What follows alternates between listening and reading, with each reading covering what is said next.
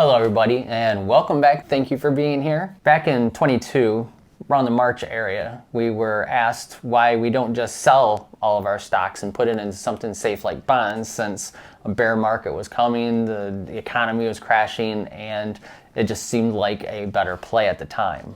Yeah, we saw the sinking ship and they said, well, then you should sell right now. We said, no, there's tax reasons, there's loss of dividends, and there's a whole SVB bank collapse that kind of ties into that too. Right, and kind of goes with the theme of this whole video is after SVB and Signature Bank and a couple others crashed and burned pretty hard, FDIC had to come, or FDIC, yeah. You got it. Had to come out and start a new bank just to back them up so that deposits can be made and withdrawals. We decided, with all the fires, that's what we decided. I need a rag. Time out! And where are you going to put your money? And this kind of brings to light one of the reasons why. It's month 12. It's time for us to buy another stock, and we figured, well, why not look at finance? Finance sector's on fire. Everything's in complete chaos. Right. If you're watching this in the future, this is March 23. SVB Bank and Signature Banks just imploded and exploded and spewed money fragments all over the place.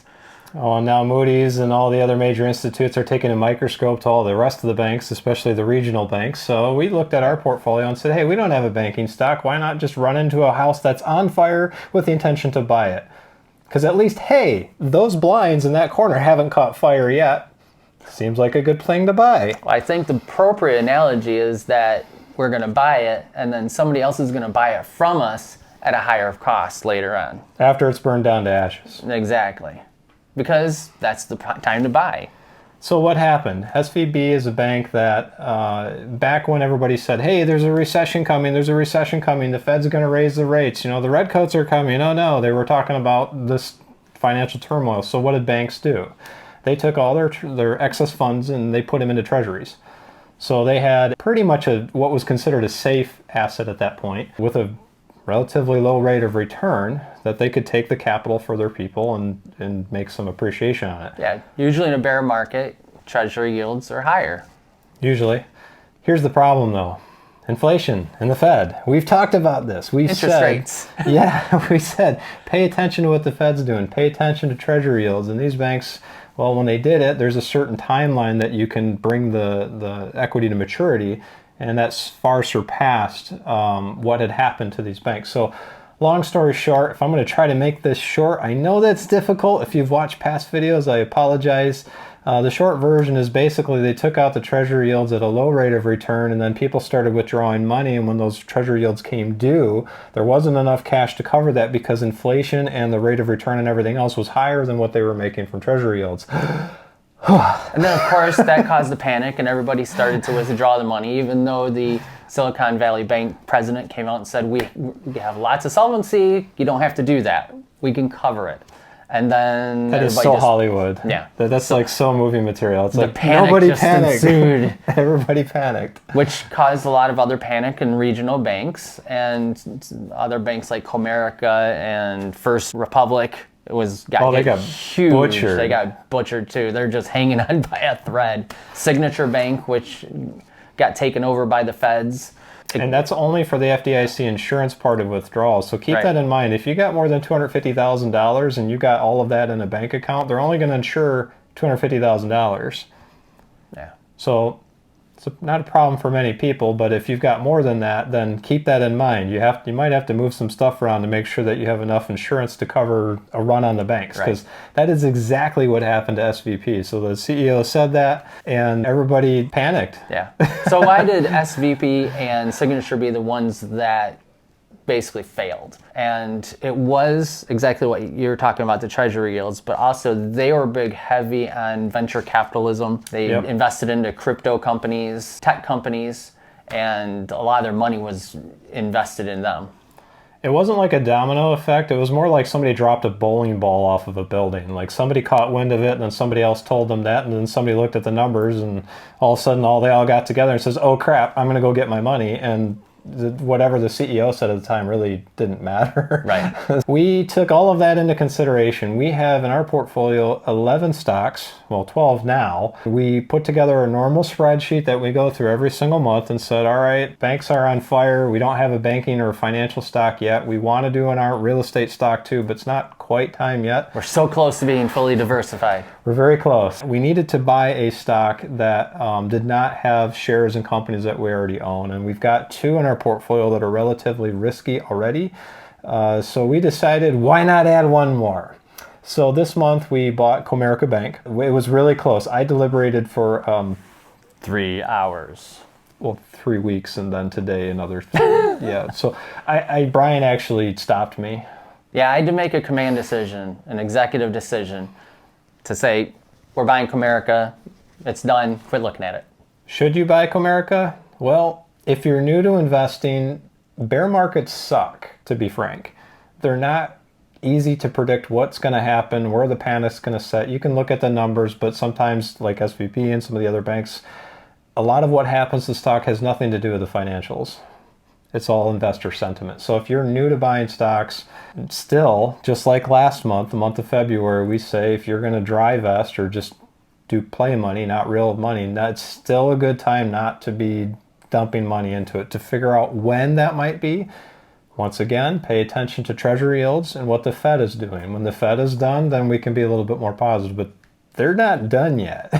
But keep in mind the old adage of when they're hungry, we feast, still pays dividends into a bear market. That's when we go and buy because things are low. The hard part is, one, like we said before, figuring out that basement and the bottom on that and the floor. And two, when do you buy? So there's a hard time getting that. We're either on our way down or just on our way up. Right. To get that center point is nearly impossible. Once in a while, you get lucky. But it doesn't matter how many statistics you look at, how much news you look at, you think it's the bottom and it's got 12% more to go. So for the new investor, you can either sit on the sidelines. There was 3 companies that got pretty close to the buy list on our spreadsheet here. I don't know where it is. It's on the screen somewhere. But on those lists, we had Citibank, JP Morgan Chase, Comerica, and then there's a bunch of other ones that kind of wiggled around in there, but those are the 3 that kind of stood out. What do we look for? We looked for a couple things. The normal stuff on the spreadsheet was one, but we also looked at the unrealized losses or gains on their assets. That shows up in the balance sheet, and this is exactly what SVB and these other banks, First Republic, that's what they're looking at. And actually the one that we bought, Moody's just downgraded, or they're potentially going to downgrade it because they said that, well, it looks like they've got a really big number on their liabilities and their assets. So if you don't want to be as risky as us, which I would recommend if you're new, because this is a risk play, then I would take a look at maybe JP Morgan Chase. The US government's probably not going to let that bank fail because that bank is, the government uses it. And that's kind of what I was looking at when we started this venture is I want to first look at banks that are too big to fail, that they're not going to let fail, that they're just going to keep going. They might go down a little bit, but they're going to get a bailout and we'll be fine. To some degree, again, the FDIC Insurance on withdrawals is going to play a big factor in that. What we looked for, in short, was a bank that had enough assets and enough net revenue numbers to accommodate for a potential, either a run on the bank or a lot of unrealized losses coming to fruition on whatever short-term or long-term investments they had coming due. In that list, none of these looked good. No. None of them looked very good. And you wouldn't expect it to because they're all crashing. They're all on fire. People are withdrawing and moving their money around, selling their stocks because they're all panic selling.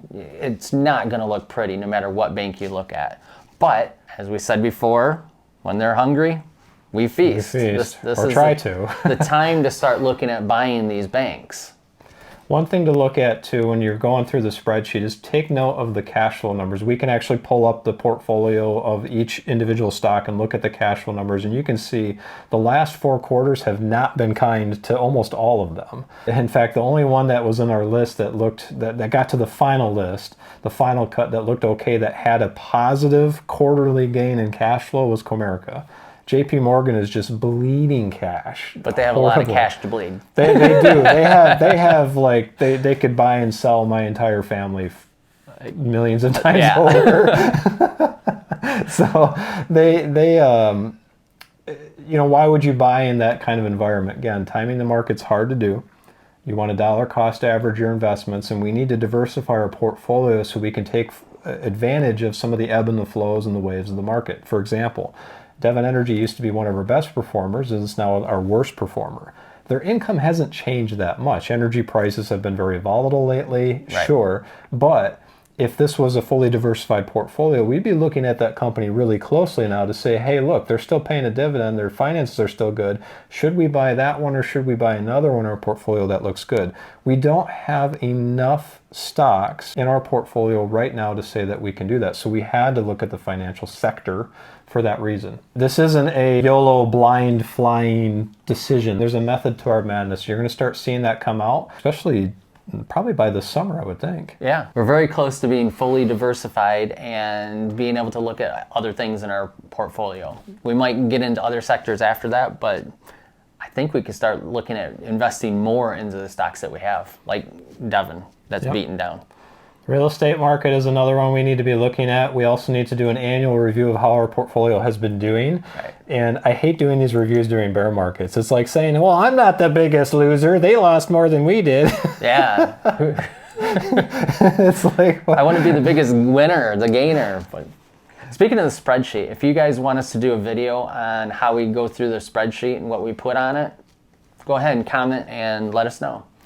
we did have one suggestion. I think it's a pretty good one. We talked about it in our last video, the dividend payout ratio. I think that's a pretty good thing to include on that list because we looked at that in these bank stocks as well. And Comerica, ironically, was the lowest on the payout ratio. So, okay. But again, if you're new and you're trying to follow along at the home game, please talk to your financial advisor first. It's a very tumultuous market that we're in right now. Is that even said right? Did I say that right? Yeah, tumultuous. Tumultuous? Yeah, tumultuous. Okay. My messed up English. Instead of implementations. Thanks. So talk to them first. Make sure that's a good decision for you. Keep in mind, investments are done in the course of a long period of time. Years, not months, not weeks. Don't look at it every single day to make sure that, oh my gosh, it went up 1 or 2%. Right. That's not why you buy these stocks. Every stock we buy, we keep for at least a year, just so At we don't least. get hit with the taxes. Yep, and then in past videos, we talked about the taxes and how that works. So you can go back and listen to our boring selves and see how that might look for your portfolio. I guess we're going to go through whether or not we're the biggest losers or not, according to the Dow Jones and the SPY next video or next few videos, something Right. like that. Because it has been a year. And if you started with us at the very beginning and you're still watching, thank you. We appreciate that. Please like and subscribe if you'd like to see some more. Looks like in the future we're going to be doing that and real estate probably. Right? Put fire sale in the comments so we know you got this far. If you start a short fund on us, please let us know too. That'd be awesome. Share it. Brutal. And as always, Happy investing.